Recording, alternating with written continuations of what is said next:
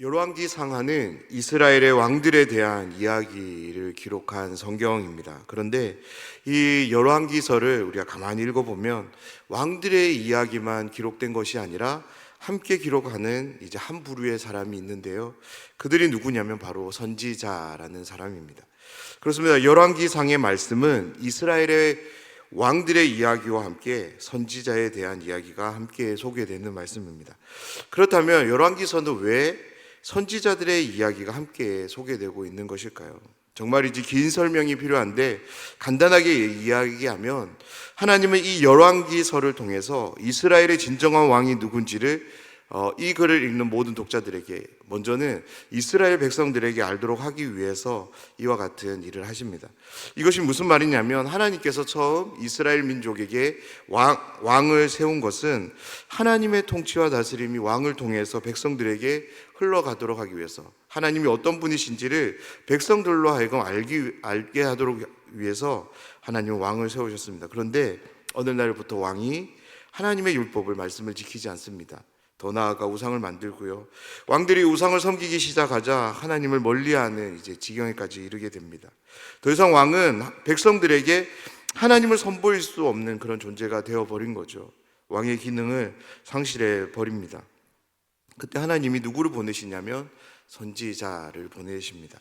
그렇습니다. 하나님은 선지자들을 보냄을 통해서 다시금 왕들이, 다시금 이스라엘 백성들이 하나님의 토라, 율법으로 돌아오도록 하십니다. 그래서 하나님을 섬기는 여호와 신앙을 회복할 수 있도록, 그 신앙을 이끌 수 있도록 이 선지자들을 보내시는 거죠. 그로 인해 선지자는 하나님을 대리하는 사람이 되고요, 이스라엘 백성들에게 있어 선지자는 영적인 아버지가 됩니다. 북이스라엘 왕들의 역사를 보면 그야말로 깜깜한 어둠의 역사입니다. 무엇보다 하나님을 향한 영적인 그런 암흑의 역사가 바로 북이스라엘의 역사입니다. 왜냐하면 북이스라엘 전체에 걸쳐서 모두 19명의 왕이 세워지는데요, 19명의 모든 왕들에 대해서 하나님 어떤 평가를 내리시냐면 악하다라고 평가를 내리시기 때문입니다. 그렇습니다. 북이스라엘 나라에는 더 악한 왕과 덜 악한 왕만 있을 뿐 단 하나 왕도 하나님이 보시기에 선한 왕은 없었습니다. 영적으로 이렇게 암울한 역사임에도 불구하고 성경은 우리에게 놀라운 사실 한 가지를 증거하는데요, 그것이 무엇이냐면 그럼에도 불구하고 그들에게 자비를 베푸시는 하나님을 우리에게 보여줍니다. 역사상 가장 암울했던 이 북이스라엘 시대에 가장 위대한 선지자로 불리는 엘리야와 엘리사를 하나님은 이 나라에 보내시는 거죠. 도대체 이 상황을 우리는 어떻게 이해할 수 있고 설명할 수 있을까요? 왜냐하면 사랑하는 자녀에게 더 좋은 것을 주는 것이 일반의 법칙이기 때문입니다. 우리 중 어느 누구도 악한 자녀에게 착한 자녀보다 더 좋은 것을 줄 사람은 아무도 없습니다. 그런데 가장 암울했던 그 시기에 하나님은 가장 좋은 것으로 북이스라엘과 함께했던 것을 성경은 우리에게 보여주는데요, 그렇습니다. 열왕기서는 하나님의 이 놀라운 구원을 역설적으로 자비와 긍휼을 통해서 베푸시는 그 하나님을 소개하며 우리의 이 생각을 깨뜨리고 있습니다. 사랑하는 여러분, 오늘 이 말씀을 함께 나누는 가운데 우리의 심령이 하나님이 베푸시는 구원에 대한 바른 이해, 바른 믿음이 함께하길 소원합니다. 그래서 이 구원을 전적으로 은혜로 여길 줄 아는 믿음, 그 마음이 우리의 마음이 되면 좋겠습니다. 이 시간 은혜를 사모하며 함께 말씀을 나누도록 하겠습니다. 북이스라엘에게 있어서 엘리사는 하나님의 자비, 구원을 역설적으로 보여주는 놀라운 선물과도 같은 사람이었습니다. 그런데 오늘 말씀은 그가 죽을 병에 걸린 것을 소개하며 시작합니다. 14절 말씀을 먼저 보도록 하겠습니다. 엘리사가 죽을 병이 들매 이스라엘의 왕 요아스가 그에게로 내려와 자기의 얼굴에 눈물을 흘리며 이르되 내 아버지여 내 아버지여 이스라엘의 병거와 마병이여 하매. 14절 말씀을 보면 엘리사는 죽을 병이 들었고 그 소식을 들은 요아스는 엘리사를 찾아옵니다. 그때 엘리사를 향하는 요아스의 모습을 성경은 이렇게 소개하는데요, 자기의 얼굴에 눈물을 흘리며 라고 소개합니다. 사랑하는 여러분, 이 말씀을 한번 묵상해 보셨으면 좋겠습니다. 자기의 얼굴에 눈물을 흘리며 라는 이 상황이 어떤 상황인지를 한번 묵상해 보시기를 부탁드리는데요, 그냥 적당히 눈물을 흘리는 모습이 아니라 온 눈물로 자신의 모든 얼굴을 적시는 그런 모습인 거죠. 언제가 이런 울음을 해보신 분이 계실지도 모르겠습니다. 우리는 언제 온 눈물이 우리의 온 얼굴 전면을 적시는 그런 울음을 할 수 있을까요? 그렇습니다. 엘리사가 죽을 병에 들었다는 이 소식은 요아스에게 있어서 정말이지 받아들이고 싶지 않은, 아니 감당할 수 없는 그런 큰 무게로, 큰 슬픔으로 찾아왔던 것이었습니다. 그로 인해 요아스는 주체할 수 없는, 하염없이 그렇게 눈물을 흘릴 수밖에 없었던 것입니다. 그러면서 그 엘리사를 향해 탄식하며 이렇게 부르짖는데요. 엘리사를 향해 내 아버지여, 내 아버지여, 이스라엘의 병거와 마병이여 라고 요아스는 부르짖습니다. 엘리사를 향한 요아스의 이 탄곡은 그야말로 비통함, 애절함으로 터져 나오는 그런 울부짖음과도 같은 소리입니다. 자신을 향해 부르짖는 요아스의 소리를 뒤로하고 엘리사는 요아스에게 말을 건넵니다. 15절 말씀을 보면 엘리사가 그에게 이르되 활과 화살들을 가져오소서 하는지라. 활과 화살들을 그에게 가져오매. 아멘. 죽을 병에 걸린 엘리사는 자신의 안위를 돌아보기는커녕 요아스를 걱정하며 요아스에게 하나님의 말씀을 건넵니다. 저는 오늘 이 말씀을 보면서 두 가지 의미를 한번 생각해 보기를 원하는데요.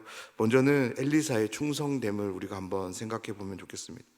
하나님의 사람으로 보냄을 받은 엘리사는 마지막까지 하나님의 사명을 감당합니다. 사랑하는 여러분, 여러분은 하나님 앞에서 어떤 사람이 되고 싶으십니까? 우리의 마지막이 언제가 될지는 알 수 없지만 우리의 마지막 때 여러분은 하나님 앞에서 어떤 모습으로 서 계시고 싶으신가요? 저는 엘리사처럼 충성됨을 보이는 사람이 되고 싶습니다. 특별히 나의 생애의 마지막 때 나를 향하는 하나님의 사명을 붙잡고 그 사명을 완수하기 위해 저의 마지막 생애를 다하고 싶습니다. 그렇습니다. 하나님의 사명을 받은 사명자는 시작도 사명으로 시작해야 되지만 마지막 때 역시 사명과 함께해야 될 줄 믿습니다. 두 번째는 북이스라엘에게 자비를 베푸시는 하나님인데요.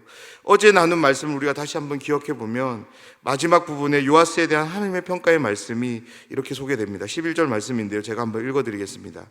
여호와께서 보시기에 악을 행하여 이스라엘에게 범죄하게 한 느바스의 아들 여로보암의 모든 죄에서 떠나지 아니하고 그 가운데 행하였더라.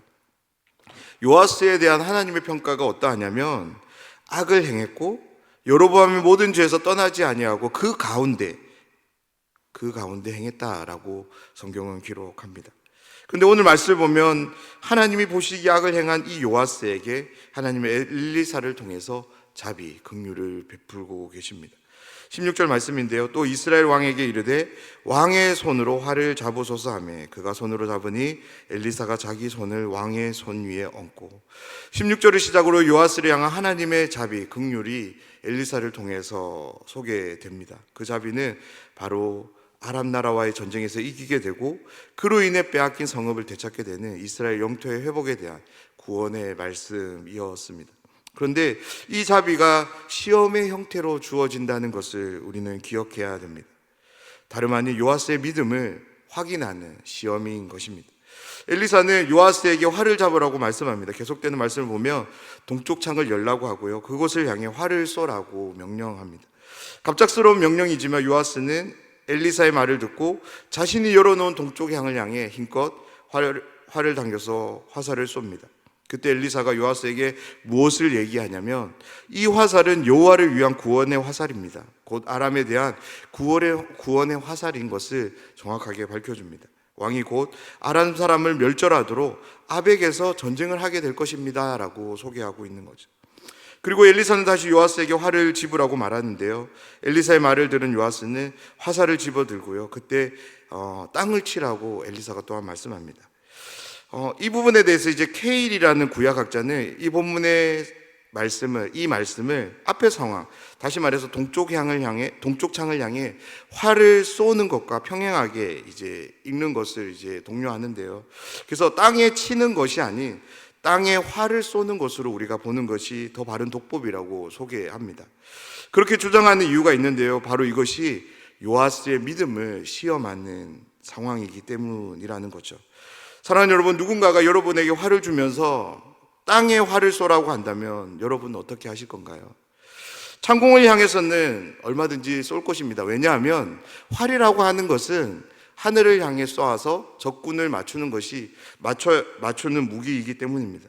그런데 활을 당겨서 화살을 땅에 쏘라고 할 때 땅에 쏘는 사람은 그렇게 많지 않을 것입니다. 오히려 나에게 왜 이 활을 주면서 땅에 쏘라고 말하는지 의구심을 가질 것입니다. 엘리사의 명령에 요아스는 한 발, 두 발, 그리고 세 발 땅에 화살을 쏩니다. 그런데 땅에 활을 쏘면서 그가 어떤 생각을 했을까요? 처음에는 엘리사의 말이기에 듣고 순종함을 통해서 그 일을 했을 것입니다. 그런데 성경에 기록되어져 있지 않지만 그래서 우리가 정확하게 알 수는 없지만 땅에 활을 쏘는 자신의 행동이 너무나도 이상하다는 그런 생각이 들지 않았을까요? 왜냐하면 자신이 지금껏 무수히 많은 활을 사용했지만 단 한 번도 땅에 화살을 쏘아본 적은 없기 때문입니다. 찰나적이지만 그 생각이 드는 순간 그때 요아스는 활 쏘기를 멈춰버렸을지도 모르겠습니다. 우리의 일상에서 믿음이 시험될 때가 있습니다. 처음에는 말씀을 의지하며 붙잡으며 안간힘을 짜내어 믿음을 결정하고 믿음을 보이려고 힘을 씁니다. 그런데 잠깐 스쳐오는 생각, 어떤 생각일까요? 내가 지금 이 믿음을 결정하는 것이 옳은 것인지, 내가 지금 붙잡아야 될 것이 믿음이 아니라 어떤 행동이 아닐까라는 생각이 드는 그 즉시로 어떤 행동이 우리에게 일어납니까? 그 즉시로 우리의 믿음이 멈춰버리게 되는 거죠. 엘리사는 분명 화살이 무엇을 상징하는지를 정확하게 요아스에게 말해줬습니다. 지금 요아스가 쏘는 화살은 다름 아닌 아람에 대한 하나님의 구원의 화살입니다.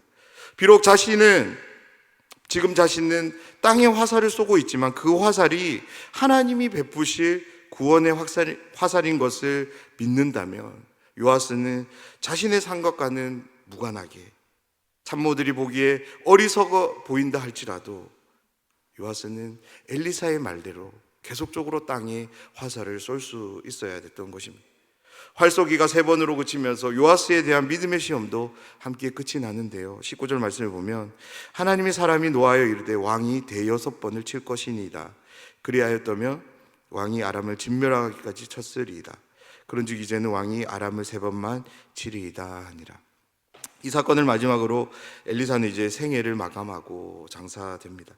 그런 게 열왕기 기자는 엘리사의 죽음을 이대로 끝내지 않는데요, 성경 전체에 있어서 해석하기 힘든 한 가지 사건을 우리에게 함께 들려줍니다. 그것이 무엇이냐면 죽은 시체가 엘리사의 뼈에 닿게 되자 회생하는 사건을 우리에게 소개합니다. 어떤 해석이 정확한지 우리는 알 수 없지만 하나님은 엘리사를 통해 주신 이 구원의 약속, 아람과의 전쟁에서 승리하게 될 것이라는 이 약속이 엘리사가 죽은 후에도 시체가 회생하는 이 사건을 통해서 여전히 유효한, 아니 반드시 성취되는 약속인 것을 우리에게 보여줍니다. 이후의 말씀들을 우리가 계속적으로 읽어보면 아람의 학대가 계속되는 것을 소개하고요, 그런 북이스라엘을 향한 하나님의 자비가 함께하는 것을 말씀을 통해 보여주는데요, 하나님이 북이스라엘 가운데 자비를 베푸시는 이유 또한 23절 말씀에서 소개하는데, 말씀을 보면 하나님이 아브라함과 이삭과 야곱 그들과 맺은 언약 때문인 것을 우리에게 소개합니다. 그리고 25절의 말씀을 통해 엘리사가 요아스에게 준 모든 말씀들이, 약속들이 온전히 성취됨을 우리에게 보여줍니다. 하나님은 자비를, 긍휼을 베푸시는 분이십니다. 구원하시는 분이십니다. 북이스라엘이 범죄했다고 해서 긍휼을, 자비를 거두시는 분이 아니라 하나님이 작정한 구원, 그 구원을 끝까지 이루시는 분이십니다. 불순종하고 악한 길을 걸어가는 북이스라엘 왕 요아스였음에도 불구하고 하나님은 택한 백성들을 끝까지 책임지시는, 자비와 긍휼을 베푸시는 구원의 하나님이심을 오늘 말씀은 우리에게 소개합니다. 그렇습니다. 우리가 믿고 섬기며 사랑하는 하나님은 이와 같이 신실하게 자비를, 긍휼을 베푸시는 구원의 하나님이십니다. 그런데 우리가 기억해야 될 것이 있습니다. 이 자비는 절대 우리에게 합당한 것이 아니라는 거죠. 왜냐하면 하나님의 자비를 받기에 합당한 인생은 아무도 없기 때문에 그렇습니다. 그렇기 때문에 하나님이 내리시는 이 자비에 대해서, 베푸시는 이 구원에 대해서 우리는 절대 아무렇게 여겨서는 안 됩니다. 이 자비를 우리는 온전히 은혜로 여길 줄 알아야 되는 거죠. 은혜가 무엇입니까? 은혜는 받을 자격이 없는 사람에게 주어지는 선물이 바로 은혜입니다.